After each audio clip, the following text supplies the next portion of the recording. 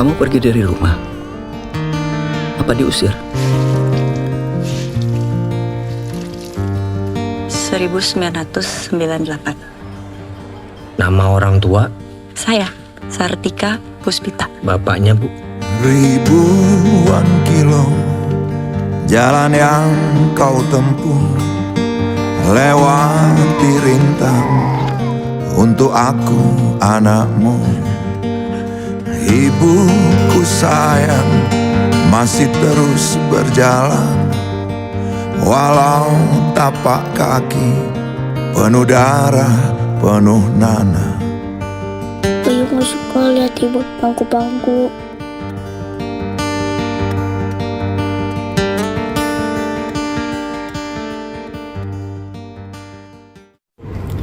Selamat datang di podcast Diskusi Psikologi. Saya, Sebian, akan menjadi moderator hari ini. Wow. Pada episode ini, kami akan membahas psikologi perkembangan pada tokoh Bayu dalam film Pangku. Siapa sih yang gak tahu film Pangku ini? Jadi kita akan membahas dari mulai masa anak-anak hingga dewasa. Diskusi ini akan kita kaitkan dengan konsep dasar psikologi perkembangan. Sebelum itu, izinkan teman-teman saya untuk berkenalan dulu. Yang pertama ada Arla. Oh wow. Lalu ada Bella. Yang ketiga ada Aska.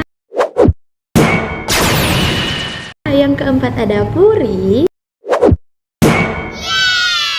Yang kelima ada Vanza.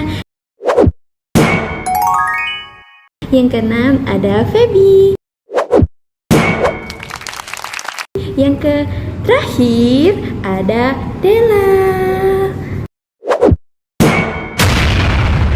Oke, jadi kita akan membahas mulai dari masa anak-anak. Silakan. Jika dilihat dari masa anak-anaknya Bayu ini tumbuh dalam kondisi yang kurangnya rasa aman secara emosional dan juga lingkungan, yang dimana lingkungan tempat tinggalnya itu berada di pesisir pantai yang kumuh serta kurangnya layak buat masa pertumbuhan anak-anak. Nah, jika dikaitkan dengan psikologis perkembangan, masa anak-anak itu merupakan masa yang paling penting. Nah, karena pada masa itu tuh menjadi dasar untuk membentuk kepercayaan diri serta kelekatan dengan lingkungan. Benar, kurangnya dukungan emosional pada anak-anak itu dapat mempengaruhi cara suatu individu mempersepsikan diri sendiri maupun orang lain. Hal ini terlihat pada karakter Bayu yang cenderung ragu dan tertutup.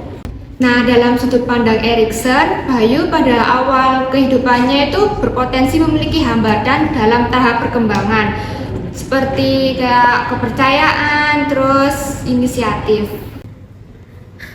Selanjutnya, bagaimana perkembangan Bayu saat memasuki masa remaja? Pada masa remaja, Bayu mengalami kebingungan identitas. Ia masih mencari jati diri, namun tidak mendapatkan dukungan sosial yang cukup. Akibatnya, Bayu ini tuh sulit untuk mengekspresikan emosi secara sehat dan cenderung memendam konflik batin.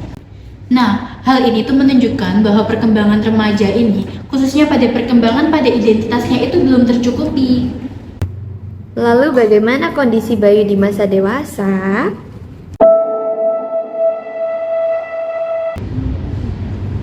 Jadi kita bahas masa dewasa awal ya. Di masa dewasa awal itu Bayu dihadapkan sama tuntutan kemandirian dan hubungan interpersonal. Tapi pengalaman masa lalu itu membuatnya ragu dalam membangun relasi yang dekat. Contohnya ya ketika adegan di mana dia dapat ayah baru yang ternyata udah punya istri duluan. Bayu berada dalam dilema antara kebutuhan untuk menjalankan kedekatan dan rasa takut atas penolakan.